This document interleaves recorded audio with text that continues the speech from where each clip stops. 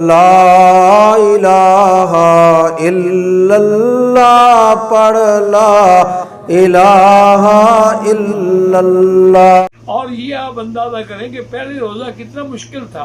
ابتدا کے اندر یہ حکم تھا کہ جب آدمی رات کو آ کے سو جائے تو نیند کے بعد اٹھنے کے بعد پھر اس کو کھانے کی اجازت نہیں تھی، اس کا روزہ شروع ہو جاتا۔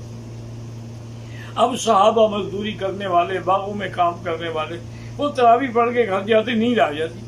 اب نیند آ جاتی تو اس کے گھر والے ارمان کرتے رہتے کہ افسوس ہے کہ بیچارہ اب تو کچھ بھی نہیں کھا سکے، آج بھی نہ کھایا، اور جب نیند کھلے گی ہو سکتا تو روزہ شروع ہو جائے۔ تو امت پر یہ بات جو تھی بہت بڑی گہری گزری۔ اور اسی طریقے سے حکم تھا کہ جیسے دن میں روزے کے عالم میں میاں بیوی جماع نہیں کر سکتے، رات کو بھی نہیں کر سکتے۔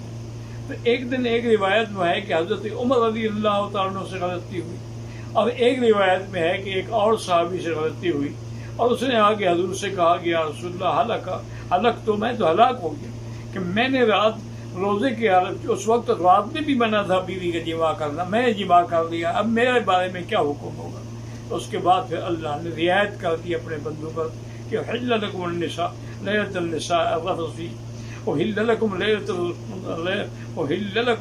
فی اللیلۃ فی الرفث فی النساء ہن لباس لکم وانتم لباس لہن۔